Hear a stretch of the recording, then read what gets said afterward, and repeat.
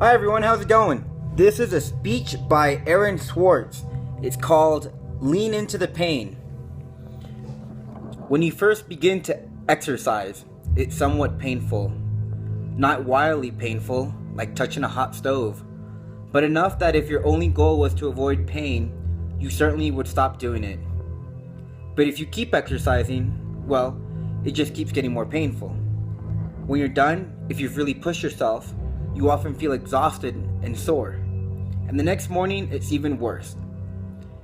If that was all that happened, you'd probably never do it. It's not that much fun being sore, yet we do it anyway. Because we know that in the long run, the pain will make us stronger. Next time, we'll be able to run harder and lift more before the pain starts. And knowing this makes all the difference. Indeed, we come to see the pain as a sort of pleasure. It feels good to really push yourself, to fight through the pain and make yourself stronger. Feel the burn. It's fun to wake up sore the next morning because you know that's just a sign that you're getting stronger. Few people realize it, but psychological pain works the same way. Most people treat psychological pain like the hot stove. If starting to think about something scares them or stresses them out, they quickly stop thinking about it and change the subject. The problem is that the topics that are most painful for us also tend to be the topics that are the most important for us. They're the projects we most want to do, the relationships we care most about, the decisions that we have the biggest consequences for the future, the most dangerous risks that we run. We're scared of them because we know the stakes are so high. But if we never think about them, then we can never do anything about them. Ray Dalio writes, "It is a fundamental law of nature that to evolve, one has to push one's limits, which is painful in order to gain strength. Whether it's in the form of lifting weights, facing problems head on, or in any other way. Nature gave us pain as a messaging device to tell us that we are approaching or that we have exceeded our limits in some way.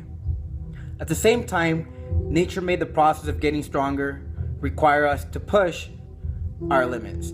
Gaining strength is the adaptation process of the body and mind to encountering one's limits, which is painful. In other words, both pain and strength typically result from encountering one's barriers. When we encounter pain, we are at an important juncture in our decision-making process." Ray Dalio.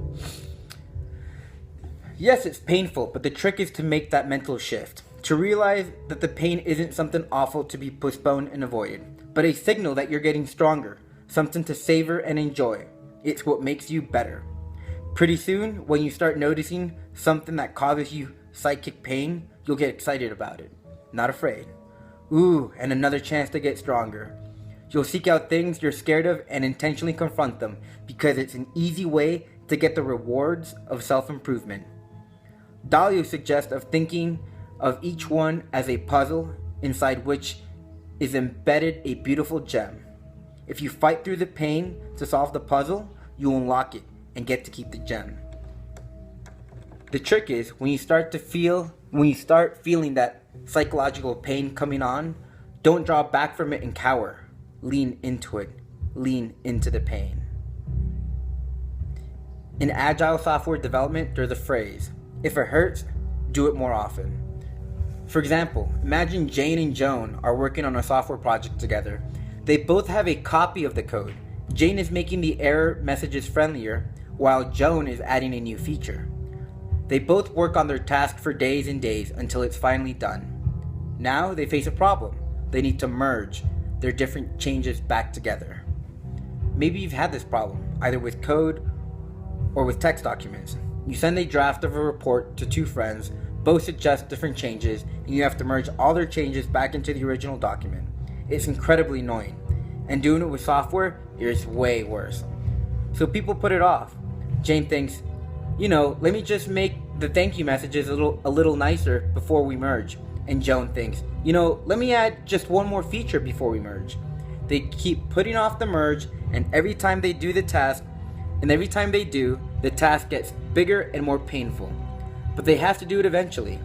By then, the merge is so big that it takes days of painstaking work just to piece together the already written code. It is an arduous, painful process which makes Joan and Jane just want to put it off even longer next time. The agile approach, however, is to do the opposite. Merging hurts, so we'll do it more often. Instead of merging every couple of weeks or every couple of months, we'll merge every single day or every couple of hours. If Jane and Joan aren't close to finished with their work, they'll check in what they have so far, maybe with some special code deactivating it until it's finished, so they don't end up in merge hell later. These very small merges tend not to be painful at all. They're so easy that you hardly even notice. The same principle shows up all across software development, from testing to releasing. Your natural inclination is to put off painful things when doing them more often is actually much easier. And I don't think it's limited to software. I think the same principle would work even if for some odd reason you were required to touch a hot stove for an hour. Procrastinating and putting it off until you had no choice but to hold your hand to the stove for a full hour would end up being very painful. But if you did it in small frequent bits, just quick taps of the stove with your finger, that eventually added up to an hour, it wouldn't be so bad at all. Again, the trick is not to run from the pain. Of all the self-improvement tricks I've learned, this one was by far the most surprising and by far the most impactful. I spent most of my life hemmed in by my talents.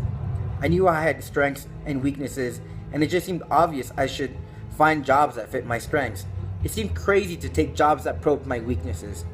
Sure, there were some things over there that I wished I was better at, but they seemed so far away.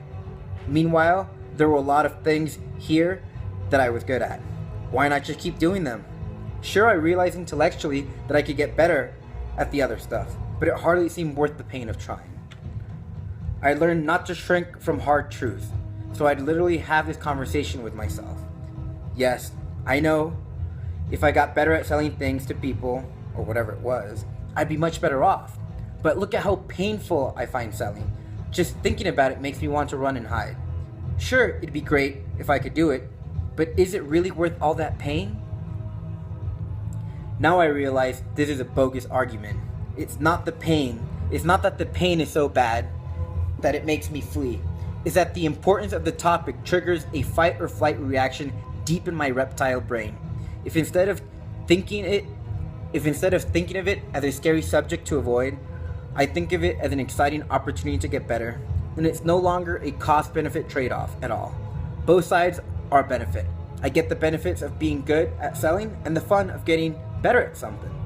Do this enough times and your whole outlook on life begins to change. It's no longer a scary world hemming you in, but an exciting one full of exciting adventures to pursue.